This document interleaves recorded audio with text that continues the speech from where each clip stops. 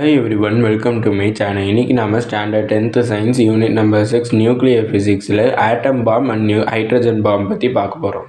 இந்த atom bomb and hydrogen பாமோடைய mechanism பற்றி தெரியணும்னா நம்மளுக்கு nuclear fission and nuclear fusion பற்றி தெரியும்னா அது ஏற்கனவே நம்ம சேனலில் அந்த வீடியோ அப்லோட் பண்ணியிருக்கேன். அடுத்து செயின் ரியாக்ஷன்னா என்னென்னு தெரியும்னா அதுவுமே நம்ம சேனலில் ஏற்கனவே அந்த வீடியோஸ் அப்லோட் பண்ணியிருக்கோம்.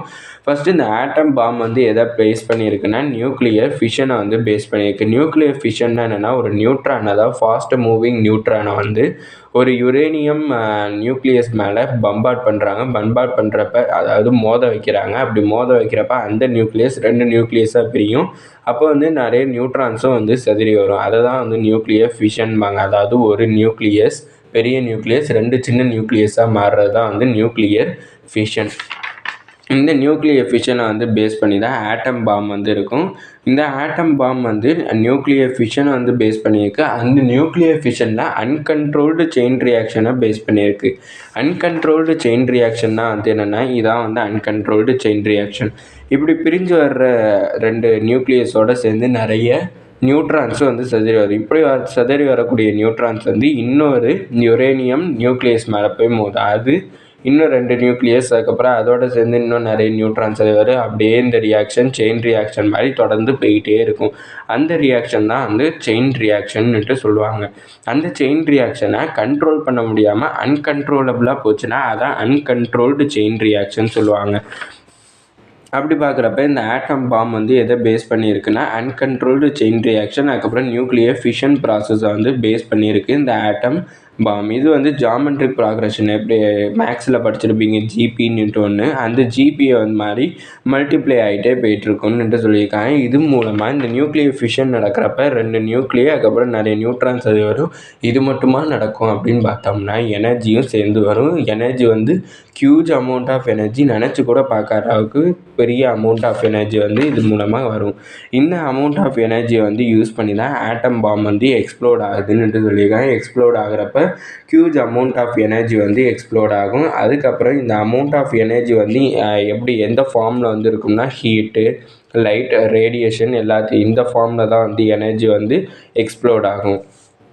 இதில் வரக்கூடிய ரேடியேஷன் எல்லாமே ஃப்ராக்ஷன் ஆஃப் செகண்டில் வரும். அதோட இந்த வரக்கூடிய ரேடியேஷன் எல்லாமே காமா ரேஸை பேஸ் பண்ணியிருக்கும். இந்த காமா ரேஸ் கேன்சரை உண்டு பண்ணும்.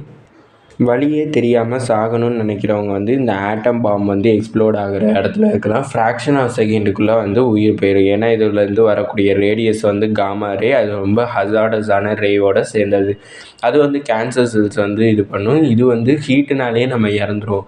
குறிப்பிட்ட ரேடியஸை தாண்டி இருந்தோம்னா இதோடைய ரேடியேஷனால் கேன்சர் செல் இதாகி நம்ம ரொம்ப அஃபெக்ட் ஆகும் இந்த கேன்சர் செல்ஸ் மூலமாக.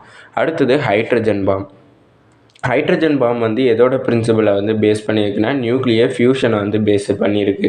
நியூக்ளியர் ஃபியூஷன்னா என்னென்னு பார்க்குறப்ப என்னென்னா நியூக்ளியர் ஃபிஷன் என்ன பார்த்தோம்னா ஒரு நியூக்ளியஸ் 2 நியூக்ளியஸ், அதுக்கப்புறம் சில நியூட்ரான்ஸாக சிதறி விடும். அதுவே நியூக்ளியர் ஃபியூஷன்னா என்னென்னா 2 சின்ன நியூக்ளியஸ் சேர்ந்து ஒரு பெரிய நியூக்ளியஸை ஃபார்ம் பண்ணும். இதுதான் நியூக்ளியர் ஃபியூஷன்.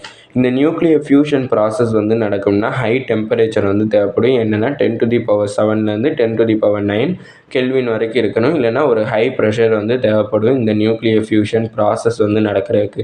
இந்த ஹைட்ரஜன் பாமுடைய மெக்கானிசம் பார்த்தோம்னா இந்த நியூக்ளியர் ஃபியூஷன் ப்ராசஸ் பேஸ் பண்ணி தான் இருக்குது.